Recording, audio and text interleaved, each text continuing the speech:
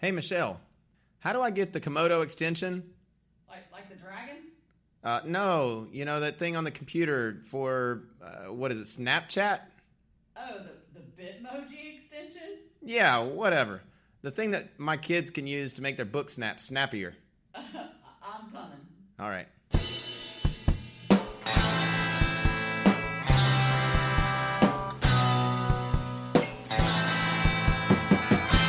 Welcome to Across the Hall, a podcast sharing ELA strategies from one door away with your hosts, Cade Summers and Michelle Shelton. This is episode 5, Dealing with Digital Texts. Hey, this is Cade. And this is Michelle. And we're glad to have you back on another episode of Across the Hall. And in this particular episode, Michelle and I are without any guests, but we hope that you are excited about finding out more information about digital annotation. Did you hear that? I did hear that. Yeah. Did you? Yeah. Annotation? Yeah. Okay. Yeah. So my students are not tired yet of your strange humor. Oh, man. But they get a daily dose of it, no doubt. No doubt. But thinking about digital annotation and digital annotation tools, Michelle, I get to thinking that in your past, you've worked at a non-one-to-one school. And my experience has only been with one-to-one schools here at Oxford. And so my question to you is, do you find working with text in a one-to-one school any different than working with text in a school with less tech? Yes. First of all, there's just so much more that I deal with on the computer now. Our textbooks are on the computer. The students are not issued textbooks to take home unless they need it for a special reason. So we're dealing with text online all the time, on our computer all the time. The first thing that I probably noticed that I was pleasantly surprised by, maybe not surprised, but what I discovered is all the paper that I saved, all the time that I saved in the copy room and wanting to beat up the copy machine. I wasn't having to do that as much, but with that came having to deal with these digital texts and having to get my students to read these digital texts and write on these digital texts somehow and annotate those. And so while it is much greener, I guess you could say, to go digital, it also was a little bit frustrating. Yeah, I think that this idea of going digital in all of the ways that so many schools are doing is kind of a win-lose situation. It's an uphill battle, but it's something that we see both the pros and cons of. We see the good and the bad. There are arguments within a school system, and I imagine any school system, just like education at large, as to the value of reading a text on paper compared to reading a text on screen.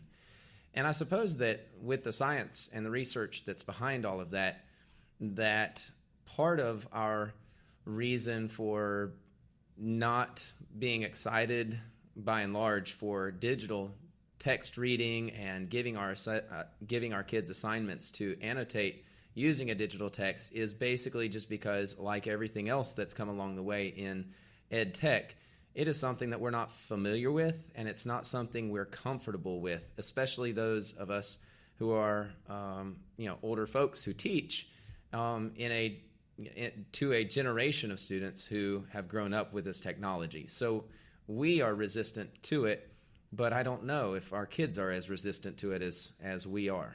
Right, because I don't know about you, but I'd much rather hold a book in my hand, especially if I'm reading for pleasure. I want to hold that book in my hand, and I like to be able to highlight in my book. And so even going digital myself and changing the way that I read has been a challenge. My husband's done a much better job of making that swap, whereas I need my paper. Yeah, I love the smell of books. I love the mildewy smell of old books. I would just box them up, the ones I don't want to read, just to get that smell, just to open it up 5 years later and smell the smell of the old books. Mm-hmm. There's just something exciting about that, and it's not just English teachery stuff. I think it's exciting for a lot of folks. I was going to say it's a good thing that the majority of our audience is full of English teachers, because I think that they'll understand what you're saying and not think you're super creepy. Yeah, so that's right. So why have an episode on something that there are so many mixed opinions and mixed reviews about? It all has to do with having to meet education and meet students with where they are, despite at times our own discomfort and our own mixed opinions about those sorts of things. So Michelle in this episode and I are not about promoting only digital text reading, nor are we saying that you ought to only use a textbook. I think that there is a time and place for both of those. But there are some common trends that especially are coming down the pike with standardized testing. Mm-hmm. We all love standardized testing, I know, but it's something we have to be prepared for and prepare our kids for, as well as just, like you had said, the paperless route. And there are several environmental reasons as well as just practical reasons to not heading to the copy machine every 5 minutes, but instead getting our students to read more often and utilize the resources that come really so inexpensively, ironically, through a digital device that costs a good amount of money. It is quite inexpensive once we begin to use those devices for the other purposes that they can have. And man, there are so many tools. And so let's go ahead and get diving into this episode and consider some of those annotation tools that are available on your computer as well as mine in the next few minutes. Okay. Okay, so we just want to go through some of the best digital annotation tools that are available online that Michelle and I could find, doing a little bit of our own research. She and I have both already gotten our students started with some digital annotation in class, I believe, and mine more so in the realm of first starting with some actual just paper annotation. We're starting to toy with the digital annotation, but we're not 100% on board yet and really not proficient at these just yet. But there are tons of options, aren't there, Michelle? Yes. Probably the one that you might go to first, because everybody goes to Google first for the most part, is just Google Docs. Just simply going into Docs, and if having students open up a file and make annotations, they can highlight, they can change the color of text, they can underline, they can make comments in the margin. Basically anything that they can do on paper, they can do on Google Docs. So Google Docs also is something that they could share and be annotating on the same paper if they're working with a partner or a group. The teacher can hop on. If you assign it through Google Classroom, or if you have the students share it with you, the teacher can hop on and see what's going on in the middle of the lesson, maybe even add some suggestions for annotation. So, if you're not already using Google Docs, any of the Google apps actually, you're definitely missing out, because there's just so much that you can do through that. And one of my favorite functions of all the Google apps, Google Docs especially, is that I can get onto what my students are doing, make some comments, make some suggestions, give them some feedback as they are working on their assignment.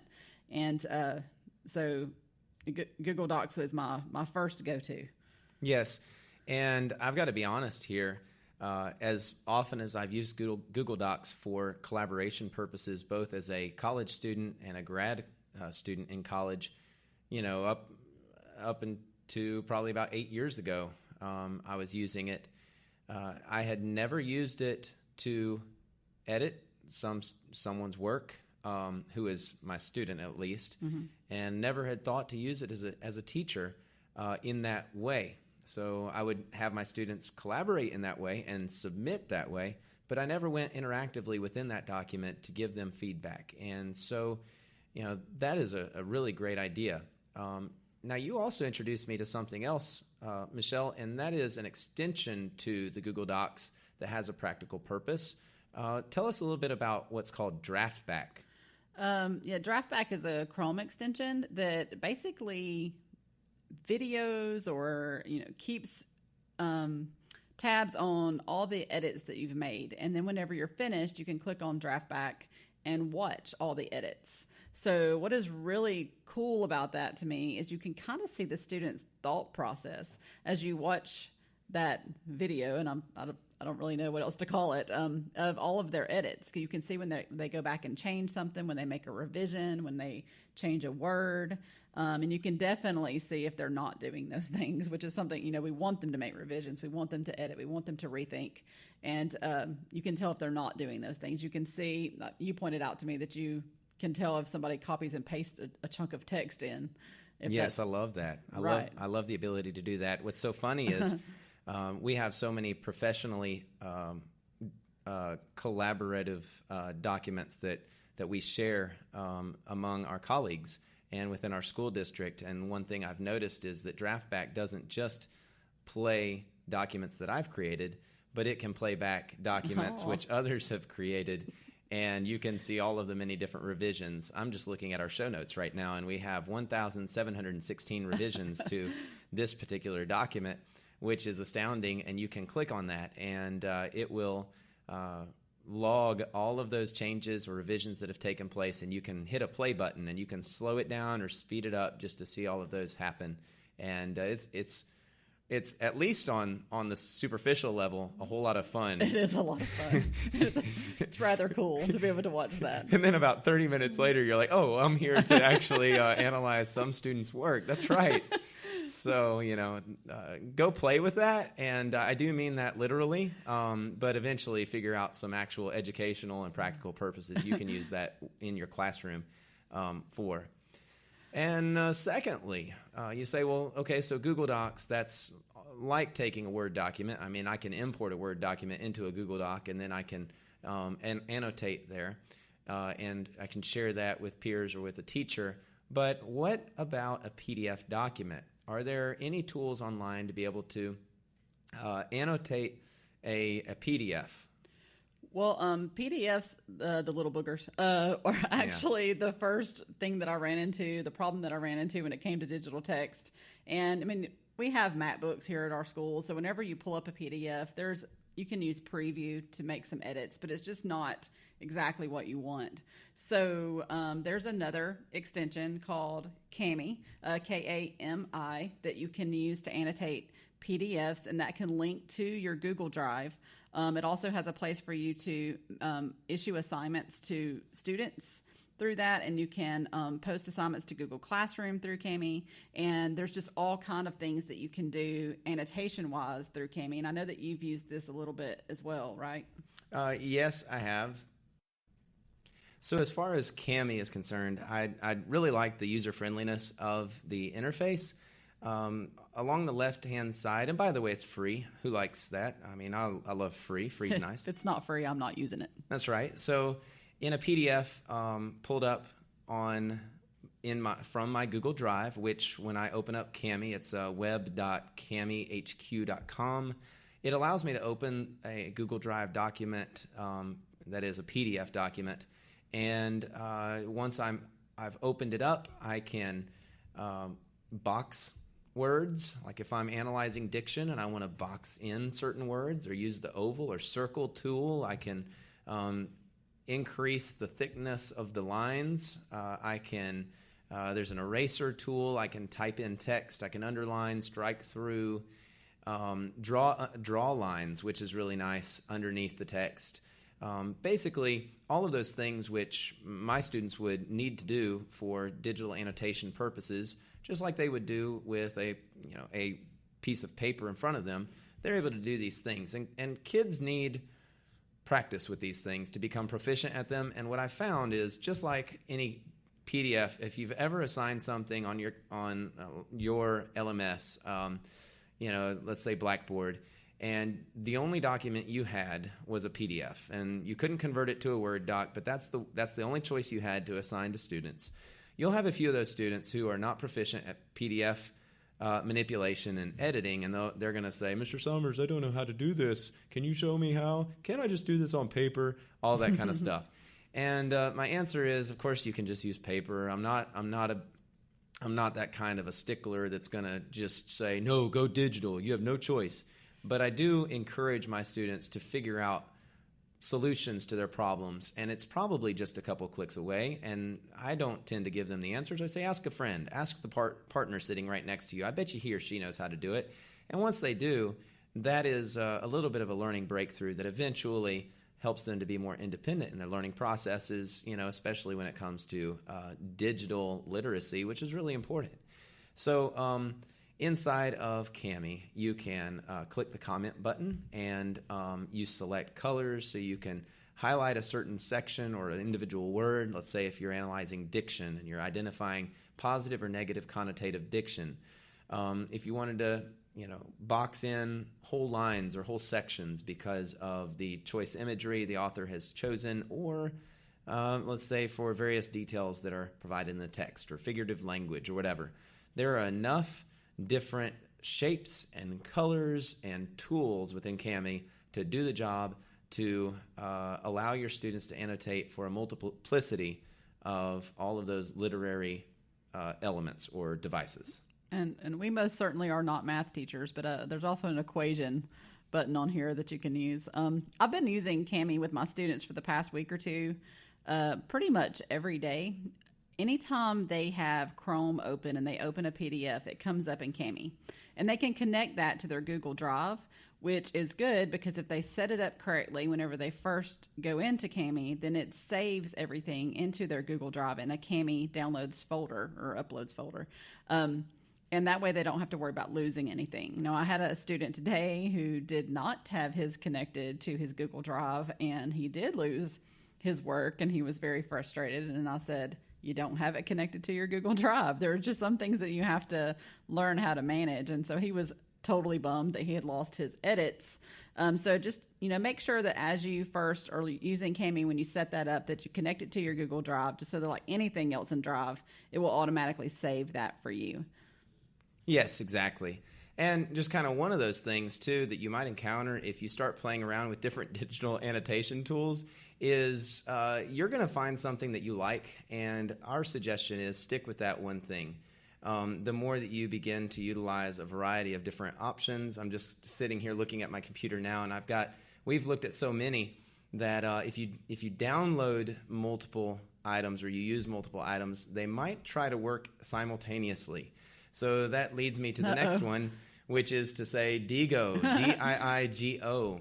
While I'm working here within Kami, it's also trying to suggest that I can use its editing tools, which are pretty awesome as well. But Kami is great as far as Diigo is concerned. We also like it, but we would connect that with one we're going to talk about in just a minute. So I'll hold off on that. But Diigo is good if you are compiling notes, if you're creating an outline. The nice thing about it is you can be in any website, and you can click within the text, and you can annotate on the page of that text, and then drag it over to basically a sidebar on your window, and drag it over, and it's basically creating an outline for you. So I covered Diigo too while we're there. Let's just go ahead with Google Keep then, since that's the one we're going to connect with that. Google Keep is excellent for research. If your students are researching online and dealing with digital text online, there is no reason why they would need to print all of that and waste all of that ink and all of that paper whenever they have Google Keep.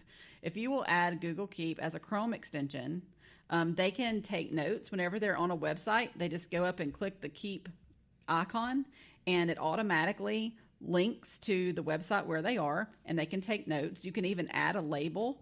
So if you think back to old school days when we had our big note cards that we would put numbers on to link to our bibliography cards, you can do that right here on the computer in Google Keep by creating a label. So whatever that label happens to be. So maybe you're talking about theme in a certain work, and there are 4 different themes that you're going to cover in that research paper. Then you can make a label for each of those themes, and then whenever you go to the Google Keep website or go to your Google Keep app on your phone, you can organize them by just that label. So you can pull up everything that was theme number 1 and look at all of that together, and then go look at everything that you had labeled theme number 2. So it's an excellent resource for dealing with research online. It's something that I certainly wish I'd had when I was getting my master's degree and my EDS degree, because it would have been so much easier than having to print all of those articles and do all of that highlighting whenever you can just do that now here online. Yes, and to be fair, when I said a minute ago that you want to probably pick the ones that work best for you, and there's probably some others out there, definitely we'd encourage you guys to give us some feedback by going to our website, acrossthehallpodcast.com, and there you can leave us some comments about some of the websites that you like to use, or the extensions or whatever for digital annotation purposes. But I do want to clarify here that we have different purposes for using these digital annotation tools. So when it comes to like a Google Keep versus a Kami or a Digo, they're really two different apples and oranges, so to speak, right? Right. One is for more annotation of your own work, or annotation of a text when you're looking at close reading, whereas the others like Google Keep and I think even Digo are more for research, where you're going to Correct. many different websites. You're not staying on just one document and dealing with that one document. You're talking about going to many different websites and having to organize all that information so that you can go back to that. Yes, and you no longer have to keep going within 3,000 tabs, which I'm very good at having about 3,000 tabs, and everyone who's listening knows how overwhelming that is and how often you probably do it. And it is overwhelming and confusing. So the use of one of those research-oriented annotation tools like Kami and like Digo is very, very useful for those purposes. So let's move the direction toward another digital annotation tool dealing with a text. Can we please talk about the ThinkPort annotator? Yes, and is that one free too? It is free. Oh yes, we like free. Did we mention that? We also like all these different color highlighters, or at least Michelle does. So what's that website? Annotator.thinkport.org. Annotator.thinkport.org. Yes, and what is so exciting about this to me is there are 7 different color highlighters down the side of the page, and you can enter a label as a teacher. So if you want them to highlight all the positive diction in yellow, you just put out beside the yellow highlighter, you put positive diction. And then there's a pink one, and you can do theme. And then by green, you have character or whatever. Blue is figurative language. And Okay. you can give those a label. I know, I'm too excited. So wait a second. I know calm down. you seem to be pretty excited, but wait a second. So you are telling me that this digital annotation tool has some front-loading opportunities for teachers to create the project for the students and lay out the expectations of what yellow represents, what blue represents, and so on. So you're saying Yes. that before a student even can see this thing, you prepare it? Yes. Okay. That's pretty awesome. You prepare the color key, which is what I'm so excited about, is that it's color-coded. That's awesome. And I'm more of a pen. I lecture my students on this all the time, and I hope that they listen because they should be more like me, obviously, and think no other way than my way, that I can't stand highlighters. Oh, what? But you know what? It's really funny because where I can't stand highlighters on paper, because they really do confuse me. They disorient me. I'm already a little bit of ADHD, type person. Anyways, I get distracted easily by things. It's funny that when I look at it on a screen, it doesn't have that same. I don't have that same reaction. That I can actually deal with the highlighted sections there. So you create the assignment for students. You give them the expectations and lay out exactly what you want. And then whenever they highlight something in green, say, for a character, it automatically pops up this little window where they have to type in a note. And if they don't type in a note and just X out, the highlighter goes away. So I don't know about you, but one of the problems that I have with students annotating is that they just like to highlight. They may have no reason whatsoever to highlight. They just want to make it look like they've annotated. So with the ThinkPort I thought annotator, they were going for like a new flag. Like this is representative of me. So you see how these lines of pink, purple, blue, and green and orange go together? This is me. Oh, it's not what they're doing? No, that's not at all what they're doing. Oh, okay. They're highlighting in all the different colors so that they can try to trick you into thinking that they actually had some kind of system. There's no system. Seen it. So anyway, so whenever they highlight something and click on the color that they want it to be, the little window pops up and they have to type some kind of note. And then all of those notes are collected at the bottom of the screen in an extra box, and they are color coded. You don't sound excited enough. I'm so pumped about the ThinkPort I'm pretty annotator. I'm pretty excited, but I have to say that you are a little bit more excited than I am. I think it's the color, obviously. Maybe the reason the digital highlighting is easier for you to grasp is because you can always just delete it. Whereas if you do that in a book, that's pretty permanent stuff. Yeah, you're right. I'm still stuck at the fact that that I can lay this out for the students and that they can access this, and that all they have to do is type in a password and they're logged into the. I'm getting totally off track. Yes, not at all. Not at all, because you don't have to have any kind of account for every assignment that you create. It has a title and a password. So it's just for that assignment. So you don't even have to create an account. The kids don't have to create an account. They just go into the ThinkPort annotator, put in your assignment name and the password that you have assigned to it, and they automatically can see what it is that you want them to do.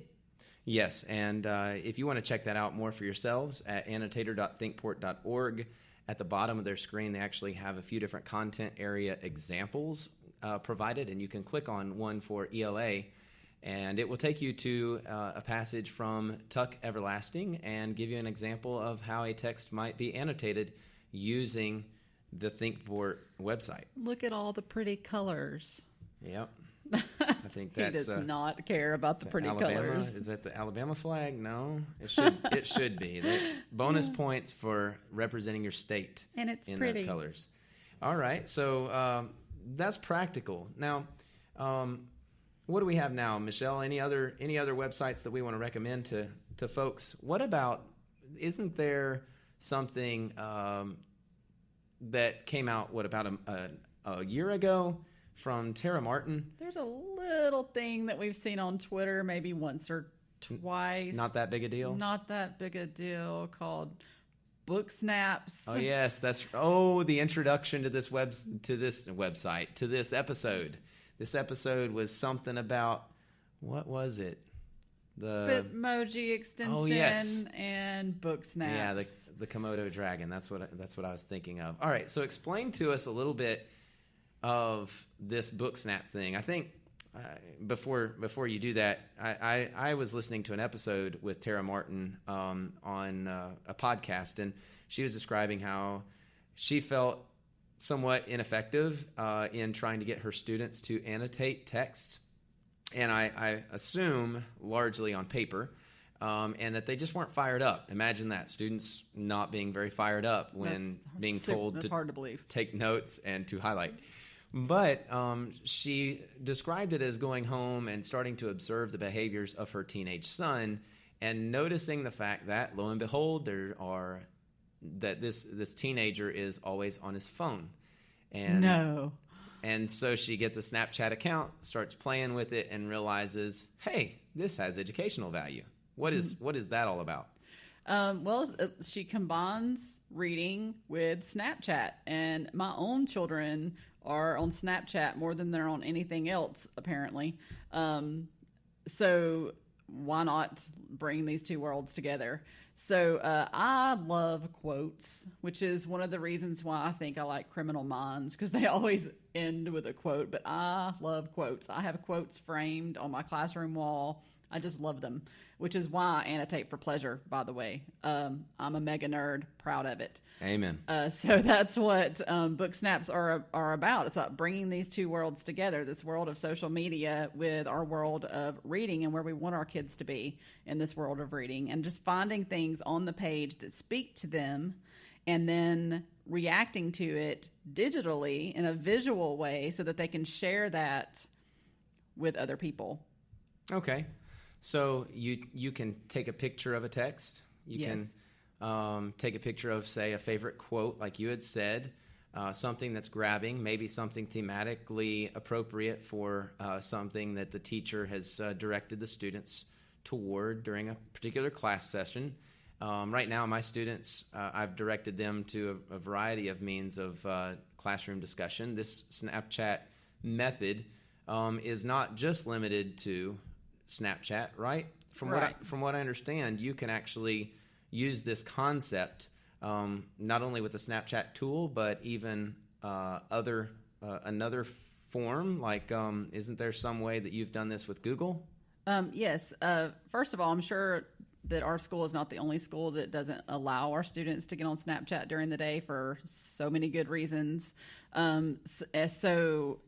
Requiring us to do anything, or the students to do anything on Snapchat, would definitely not be something we would could do. I know that there are parents who still don't like their children to be on Snapchat for good reasons as well. Right. But there are other ways that you can bring in this idea, and that is through the Bitmoji extension. And no, Google is not paying us. I wish they were, but I've brought up these Chrome extensions a lot today. If you want to pay us, Google, you can. You absolutely can. We'll accept. Absolutely. So there's a Bitmoji extension for Google Chrome, of course, that. where you can save those Bitmojis and then upload them onto a picture. Got a little app smashing going on.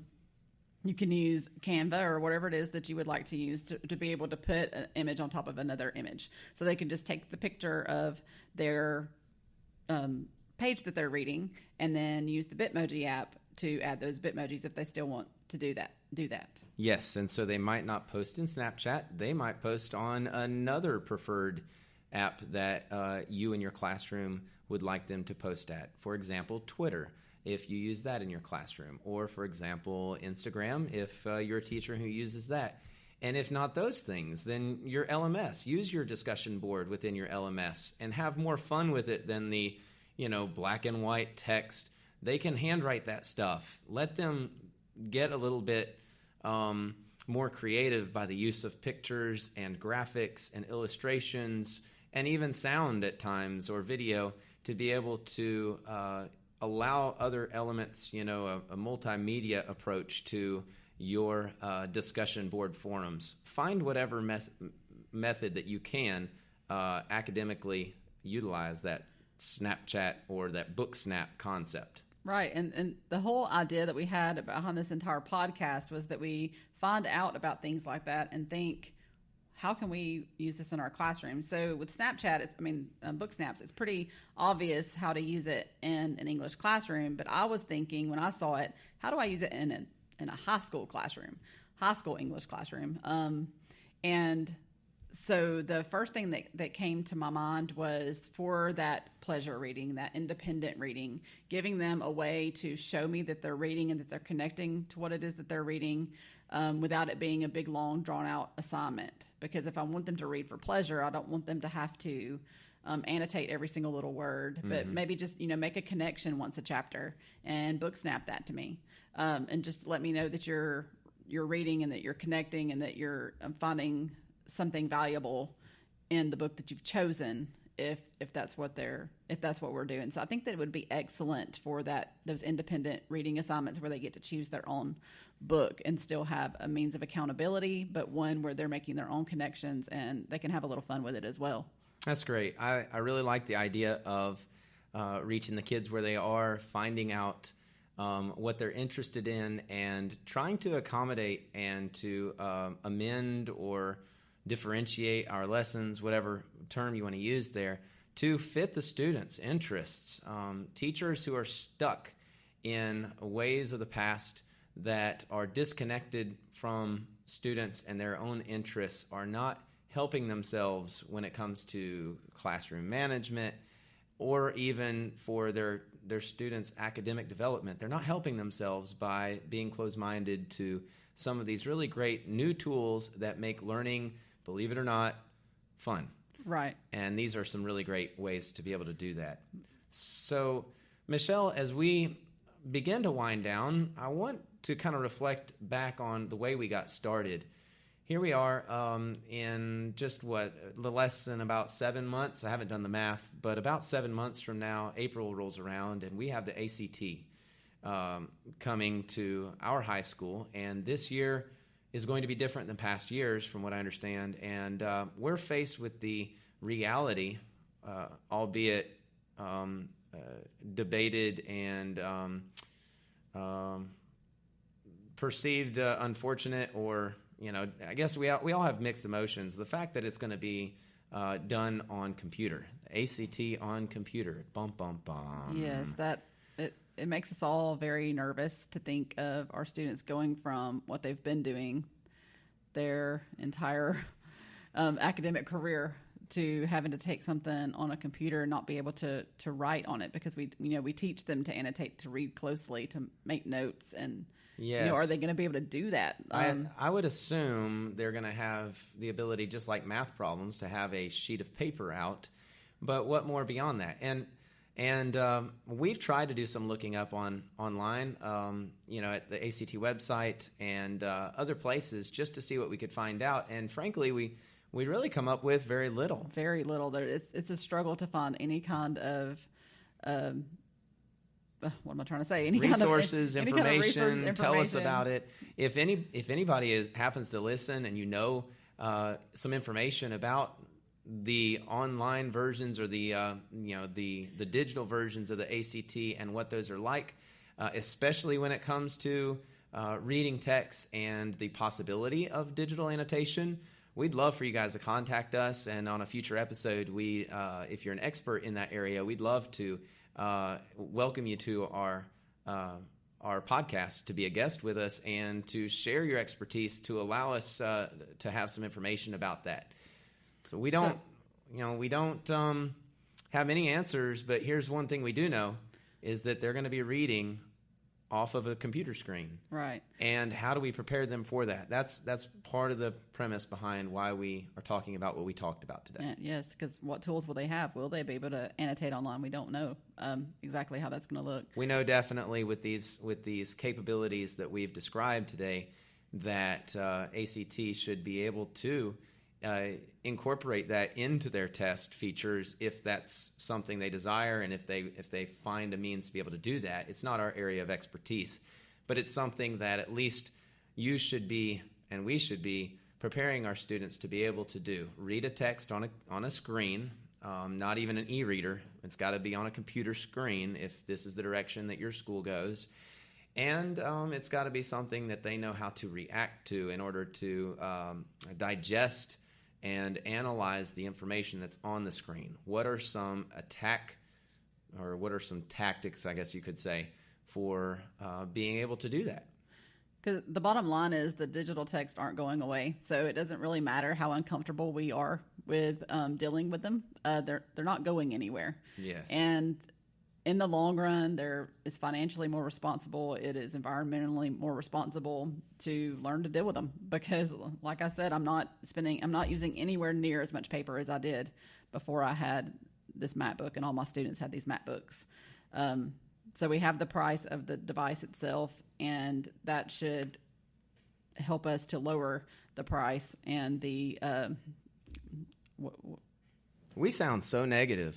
You know that? Are you a negative person, Michelle? I'm not a negative person. Me neither. So you guys who are listening, please understand that we love finding out. We are sitting in a room, one room away from a large wall that is a marker board wall, a whiteboard wall, where innovation is written quite literally across the wall, and it says, what is innovation? And we've all written our own definitions of it. And quite honestly, this is what we're talking about. We meet reality and do something about it. My son, my middle kid, his name's Lucas, came home the other day, and he's so angry at having to do some computer programming with some program they do at their school, which I know is the craze, and a lot of kids love it, but he's just not somebody who's enjoying it right now. And I said, you know what, Lucas, it's good for you. You could one day make some good money doing that. And besides that, it's the process of learning that's going to develop you, even though you end up not liking it. Here's what you need to do, son. You need to figure out something that you do like about it. I said, you got to trick your brain. So if you can't stand it, find something that you could trick your brain about to like about it. If you can't stand reading on a screen, trick your brain. Find something good about it. If it's weird and quirky, like Michelle Shelton saying, I love the highlighting. Highlight. So pretty. Then let it be that and find something to get excited about with it. If you like it, do it. If you like sticky notes, but you can't do that on the ACT, grab a stack of sticky notes, then in your mind think, hey, here's a pad of sticky notes on this digital annotation tool, and I'm going to go sticky note crazy with all of this, with all of my commentary and all of my literary analysis. So that's where I stand on that. And if you ever meet my son Lucas, you tell him to trick his brain. That's what I tell my students and my own children about reading those boring passages on the standardized test. Just pretend like it's fun. Pretend like it's interesting. One day we all understand either that we actually like something about it, or we've learned through the process and can be thankful for the fact that we made ourselves like it to get us through it, to make us stronger and better educators, learners, people, Right. It's just digital text. It's not the end of the world. We're all going to be completely used to this in probably 5 years from now and completely just make the swap as much as we possibly can. Bingo. All right. Well, we thank you for listening to this episode. Are we not going to hashtag the struggle? Oh, hashtag the struggle. I forget hashtag the struggle. Yeah, there you go. His struggle is he always forgets the struggle, which is fine. I will say the hashtag the struggle X the hall right now is finding time to record this podcast because school is in full swing and there is so much going on, and this is something that we're absolutely committed to, but finding that time to be able to actually sit down together and talk it through and get it done has been a struggle. And I'm sure that all of you out there have time constraints as well, where there are things that you really enjoy and would like to get done, and it's just hard to find that time, but we have to really make it a priority because we enjoy it. And folks within our school system, this is going to be your test. If you're actually listening to us on Across the Hall podcast, here's my hashtag the struggle X the hall. It is the fact that I've got 3 boys who get off the bus at the school. When we do our episode, they're sitting in either the room right next to us or my classroom upstairs. And my hashtag the struggle X the hall is that there is a bowl of chocolate, Milky Ways, and 3 Musketeers, and Snickers bars, and a refrigerator of Coke, and cookies, and chips, and crackers, peanut butter crackers, all of those things. And the rule is... it is basically torture. It's for teachers' innovation. You don't walk in and just walk out with those things. You got to come in to work. Be innovative if you want to get the snacks. You see, they've suckered us in. But my boys... they salivate. They stand there and they salivate. Dad, can I have one of Dad? Dad, can I have a Coke? Dad. Okay, so I think I know what I'm doing as soon as this episode is over. It's time to go to CVS, Walgreens, somewhere, and it's going to be... get those kids a snack. Hashtag Dad's broke because he just had to get some crackers. So that's it for today. We'll see you later. Bye, y'all.